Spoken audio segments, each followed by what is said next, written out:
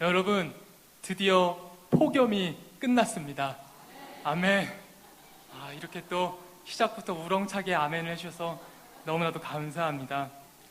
좋은 소식은 그리 멀리만은 있지 않다는 것을 이번 여름을 통해서 쉽게 깨달을 수 있었습니다. 올해 여름은 정말 110년 만에 참 많이 더웠다고들 뉴스에서 참 많이 말해주었는데요. 이렇게 더운 여름날 어떻게 여름 휴가들은 잘 다녀오셨나요? 감사합니다. 저는 부모님과는 계속해서 경기도에 오래 살았지만 아버지께서 고향이 거제도셔서 아버지가 고향으로 내려가신 지 2년 정도가 되셔서 저는 이번 여름을 맞이해서 아버지를 만나기 위해 거제도를 다녀왔습니다. 그래서 거제도를 다녀와서 이제 다시 서울로 올라오는 길에 저는 지하철을 타고 이제 다시 학교 기숙사로 가고 있었습니다. 근데 제가 그때 책을 하나 읽고 있었는데요. 예수라는 단어가 들어있는 제목의 책이 읽고 있었습니다. 근데 제가 그 예수라는 단어가 들어간 제목을 가진 책을 읽고 있을 때 좌석에 앉아 있었어요. 그러다 보니까 제 안에 거룩한 부담감이 있었습니다. 어떤 부담감이냐면요. 노약자나 임산부가 내 앞에 섰을 때 나는 자리를 비켜주지 않으면 안 된다는 그런 거룩한 부담감을 가지며 책을 보고 열차문이 열릴 때마다 힐끗힐끗 앞을 쳐다보게 되었습니다. 역시나 아주머니 혹은 할머니 그 가운데쯤으로 보이시는 어머니들이 한 두 분이 타셨습니다. 요새는 너무 젊게들 하고 다니셔서 가끔씩 혼란에 빠집니다. 내가 자리를 비켜드리는 게 예의가 될까 아니면은 오히려 나의 행동이 그들에게 기분이 나빠질까 약간 걱정을 했는데요. 그래서 저는 아무 말 안 하고 일어납니다. 마치 그냥 내가 내릴 때가 된 거가 돼서 일어나는 것처럼 그냥 아무 말 없이 저는 일어납니다. 그래서 그날도 역시나 저는 혹시나 불쾌하실까봐 그냥 아무 말 없이 일어섰습니다. 근데 사건은 그때 일어났죠. 제 대각선 왼쪽에 그 여성분 두 분이 서 계셨는데 제 오른편에 젊은 여자가 모자를 쓰고 이어폰을 꽂은 채 서 있었는데 이 주변 환경을 보지 못했었나 봐요. 그래서 제가 일어나니까 그 자리에 앉으려고 급하게 저를 밀치면서 그 자리로 가고 있는 거예요. 전 당황했습니다. 이게 아닌데 내가 이러려고 자리를 비켜준 게 아닌데 그래서 저도 모르게 그녀를 좀 막았어요. 일어선 다음에 그녀가 이렇게 오니까 약간 이렇게 막았습니다. 자연스럽게 이렇게 몸을 틀었어요. 그래서 그 여자는 앉지 못하고 그 아주머니와 할머니의 중간쯤으로 보이시는 그 여성분 한 분이 앉을 수 있었습니다. 저는 안도를 했죠. 내 의도대로 뭔가 이루어졌다. 참 다행이다. 해서 다행이다라는 마음을 품자마자 안타까운 일이 있었는데요. 두 분이 있었다고 했잖아요. 그중 한 분이 이런 말씀을 하시더라고요. 어디 어린 여자가 자리를 앉으려고 그래. 저는 이것조차 의도하지 않았었습니다. 저는 그냥 예수라는 제목을 가진 책을 읽었다는 것만으로 거룩한 부담감을 가지고 뭔가 좋은 일을 본이 되는 모습을 보여야겠다 싶어서 자리를 양보했는데 정작 저의 행동은 누군가를 무안하게 하고 누군가를 분노하게 하는 일을 만들어 버렸습니다. 한 방송사 뉴스 앵커는 이런 말로 뉴스를 시작했습니다. 사람들은 화가 나 있는 것 같습니다. 다만 이런 제가 겪은 지하철뿐만이 아니라 택시를 타면 우리가 쉽게 발견할 수가 있는데요. 택시끼리 서로 양보를 하지 않았을 경우에 물론 그러지 않으신 분들도 계시지만 어떤 분들은 양보를 하지 않는 차한테 심한 욕설과 빵빵을 누르면서 격하게 운전을 하시는 분들이 계십니다. 가끔씩은 뉴스에서 그런 뉴스도 나오죠. 보복 운전. 그래서 요새 도로는 정말 위험하고 무서운 곳이 되었습니다. 그리고 최근 리우 올림픽에서 부진했던 선수들, 그들의 페이스북이나 SNS에는 수많은 악플들이 달렸다고 합니다. 또한 최근에는 여자 아이돌 가수가 TV 프로그램에서 안중근을 알아보지 못하고, 또 광복절날 자신의 SNS에 전범기가 들어있는 사진을 올리자 많은 사람들의 문매를 맞는 일이 일어났습니다. 사람들은 화가 나 있는 게 맞는 것 같습니다. 그러나 우리는 정작 화를 내야 될 것에 화를 내지 않고 다른 곳에 화를 내고 있지는 않은지 생각해 보게 되었습니다. 오늘 본문 말씀, 예수님께서 예루살렘에 이르러 성전에 들어가셨습니다. 복음서마다 조금씩 다른데요, 결과적으로는 성전에 들어가셨습니다. 성전에 들어가셨어요. 우리가 예배 드리기 위해서 이 예배당에 들어오면은 가장 먼저 하는 행동이 뭐가 있죠? 그렇죠. 기도를 합니다. 우리는 예배당 혹은 교회에 가장 먼저 도착해서 하는 행동은 우리는 기도를 합니다. 그럼 우리 예수님, 여러분들이 다 아는 그 예수님께서 또 그러면은 기도를 하셨을까요? 우리가 생각하기에는 예수님 정도라면은 성전에 들어가셔서 너무나도 감격한 나머지 신발을 벗고 발을 턴 후 무릎을 꿇고 눈물을 흘리며 기도했을 것 같은데, 오늘 본문 말씀은 조금 다른, 우리가 조금 생소한 예수님을 발견할 수가 있습니다. 우리 예수님 어떻게 하셨죠? 성전 안에서 매매하는 자들을 내쫓으시며 돈 바꾸는 자들의 상과 비둘기 파는 자들의 의자를 둘러 엎으셨습니다. 우리가 생각하는 예수님은 어때요? 그래도 수많은 예수님의 어록들이 있죠. 누가 내 오른쪽 뺨을 치거든 왼쪽 뺨마저 돌려대어라. 원수를 사랑하며 너희를 박해하는 자를 위하여 기도하라. 7번을 70번까지 용서하라고 하셨던 바로 그 예수님. 그랬던 바로 그 예수님. 더 나아가서 자신을 배신한 제자들에게조차 내가 나를 사랑하느냐라고 3번이나 물으시며 계속해서 우리에게 기회를 주셨던 그 예수님. 그러나 그 예수님은 오늘 본문 말씀, 그리고 다른 복음서에서 특별히 요한복음 2장에서는 노끈으로 채찍을 만들어 사용하셨다고까지 기록하고 있습니다. 예수님은 화가 나 있는 것 같습니다. 그럼 예수님은 왜 화가 나셨을까요? 성경에는 아주 정확하게 그것을 말하고 있지는 않습니다. 그래서 우리가 2가지 정도를 추측해 볼 수가 있는데요. 첫 번째로 오늘 본문 말씀의 3절 후인 18절을 읽어보면은 이런 말씀이 나옵니다. 대제사장들과 서기관들이 듣고 예수를 어떻게 죽일까 하고 꾀하니 이는 무리가 다 그의 교훈을 놀랍게 여김으로 그를 두려워하밀러라 라고 나옵니다. 여러분 좀 이상하지 않으세요? 예수님께서 노끈으로 맞는 채찍을 누구를 쳤나요? 매매하는 자들과 환전해주는 사람들한테 했습니다.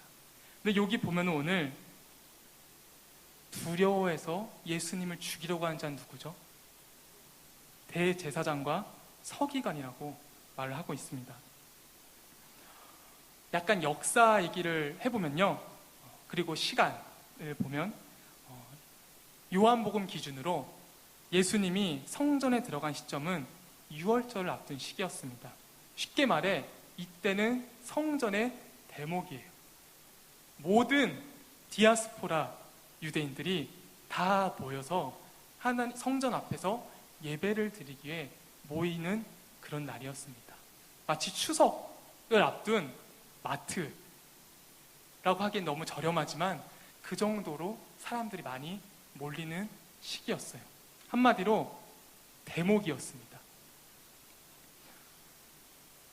그래서 그 사람들은 흠없는 예배를 드리기 위해 흠없는 제물을 들고 왔어야 됐어요.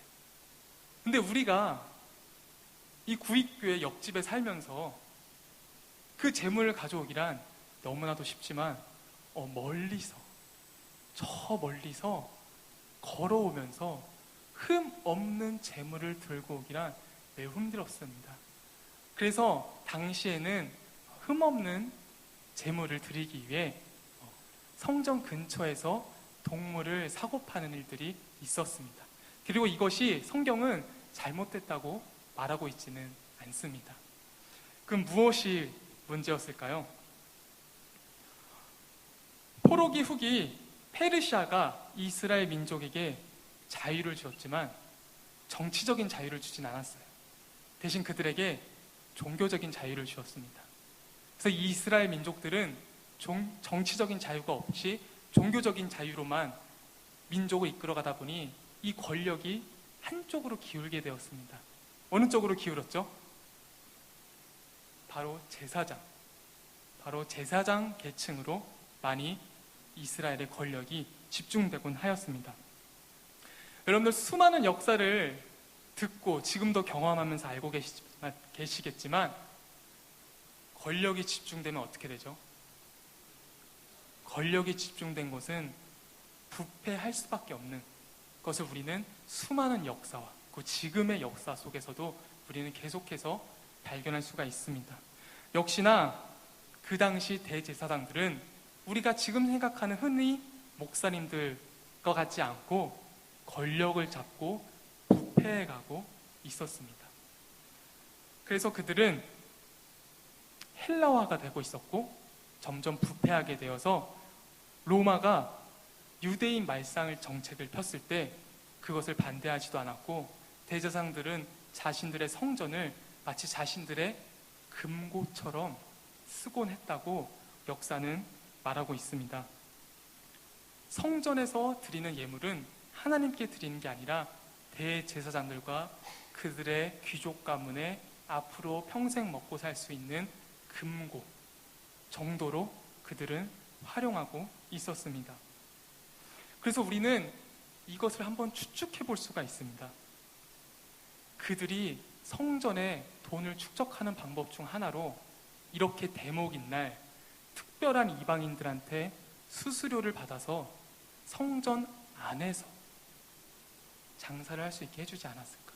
성전 밖에서 장사를 하는 것이 아니라 성전 바로 앞에서 몇몇 이방인들에게만 장사를 할 수 있게 해주지 않았을까? 라고 우리는 추측을 한번 해볼 수가 있습니다. 두 번째 추측입니다. 두 번째 추측은 열왕기상 8장 41에서 43절을 보시면 아시겠지만 솔로몬은 성전을 완성한 후 정말 놀랍게도 그 구약 시대에 이방인을 위한 기도를 합니다. 신약 성경에서조차도 이방인과 거리를 두려고 하는 제자들이 있음에도 불구하고 이 구약 시대 솔로몬이 이방인들을 위해 기도하는 것이 열왕기상 8장 41에서 43절에 나와 있습니다. 그래서 이방인들도 예루살렘에 와서 성전을 향해 기도할 수 있게 해달라고, 그리고 그들의 기도를 들어달라고 솔로몬은 기도를 합니다. 그래서 예루살렘 성전에는 솔로몬의 기도대로 이방인들이 들어와 기도할 수 있는 이방인의 뜰이 있었습니다. 그래서 두 번째 추측은 이렇습니다. 아마 장사를 하는 사람들은 예배를 드리지 않는 이방인들이지 않았을까? 그리고 이 이방인들은 다른 데는 들어가지 못하니까 이방인 뜰 안에서 장사를 하고 있진 않았을까? 이방인 장사꾼들이 이방인 뜰에서 장사를 하다 보니 정말 이방인임에도 불구하고 성전에서 하나님께 기도하고자 하는 그들의 자리를 빼앗고 그들의 예배를 방해하진 않았을까? 이렇게 우리는 두 번째 추측을 할 수 있습니다. 유대인들은 자신들의 예배를 조금 더 완벽하고 조금 더 편리하게 드리고자 이방인들의 예배를 방해하고 있진 않았을까 추측을 해봅니다. 그래서 예수님께서는 매매하는 자들을 내쫓으시며 돈 바꾸는 자들의 삶과 비둘기 파는 자들의 의자를 둘러 엎으셨습니다. 제가 말한 이 두 가지 추측은 순전히 추측입니다. 성경에 나와 있지 않고 성경을 연구하고 계신 성경학자들이 한 두 가지 정도로 추측한 내용입니다. 성경 자체는 예수님께서 정확하게 왜 화를 내셨는지에는 크게 관심을 가지지 않고 성경이 가지는 관심은 이거였습니다. 예수님께서 화를 내신다.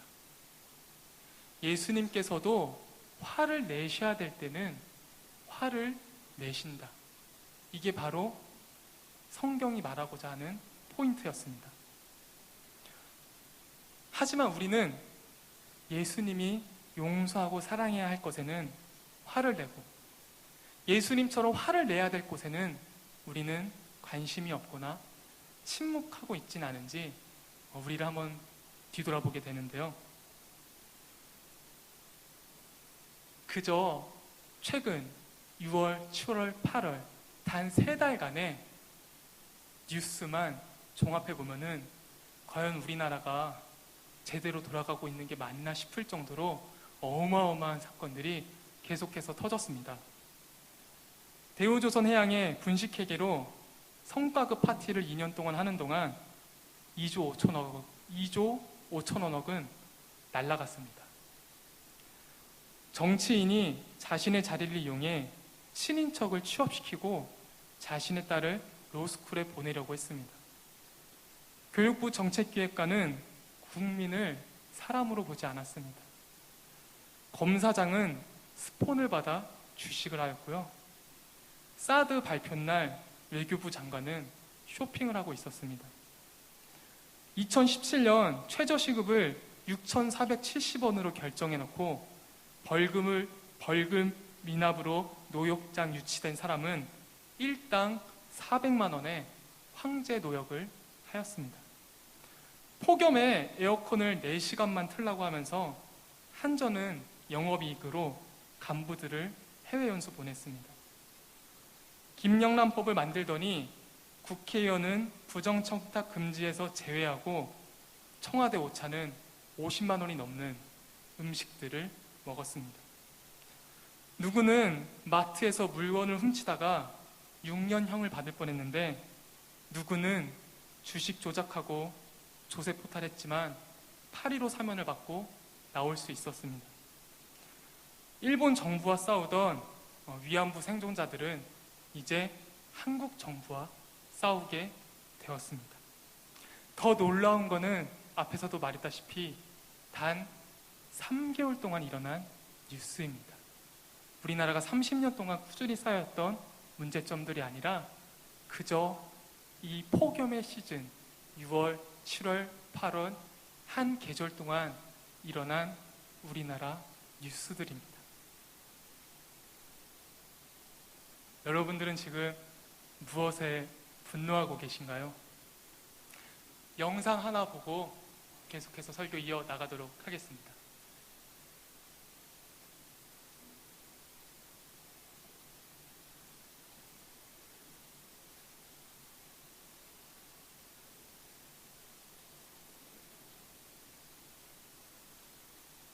실장으로 근무를 하고 있었습니다. 점심 식사를 하면서 반주를 했습니다. 그 부분에서 제가 차량 2대를 접촉하는 사고가 있었습니다. 너무 정신도 없고 너무 좀 부끄러워갖고 직원한테 신분을 밝히지 못했습니다.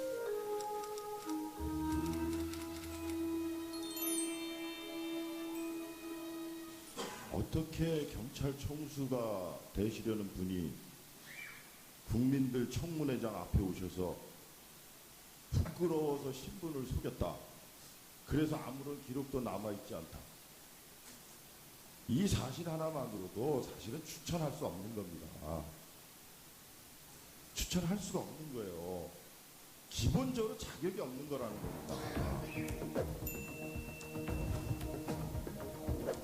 이제 청문회라는 거는 도덕성만 있는 게 아니거든요. 그 정책적인 부분이나 리더십이 이 도덕성을 덮을 수가 있다면 임명될 수 있는 부분이고, 정책적인 부분이나 리더십이 이 도덕성을 덮을 수가 있다면 93년 11월 22일 예, 여러분 마지막 강원 장면 보셨나요?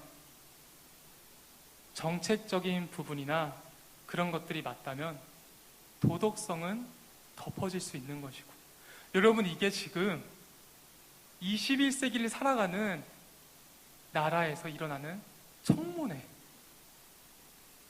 이렇습니다.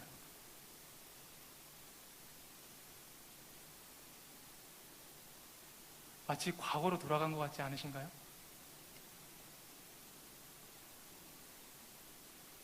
우리나라는 왜 이렇게 분노해야 될 일들이 우리가 잘 알지도 못하고 인지하지도 못한 채 계속해서 일어나고 있었는지 알 수 있었던 영상입니다.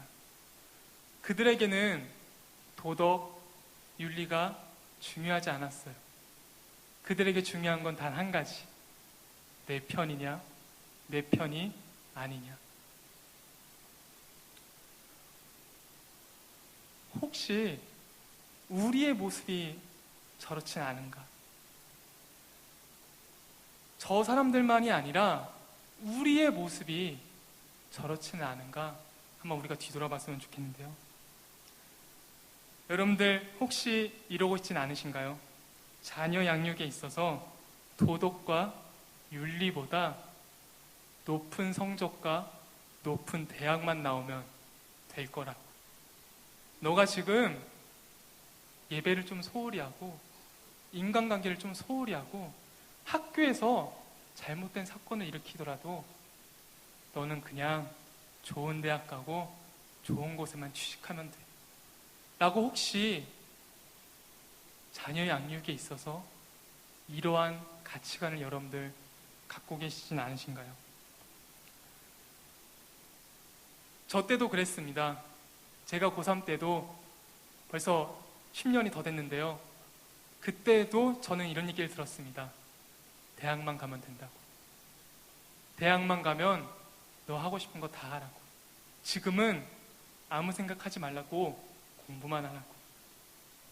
여러분들, 그것의 결과가 우리나라를 이렇게 만들고 있습니다. 그 학창시절 정말 중요할 때 너네 아무것도 생각하지 말고 공부만 하라고.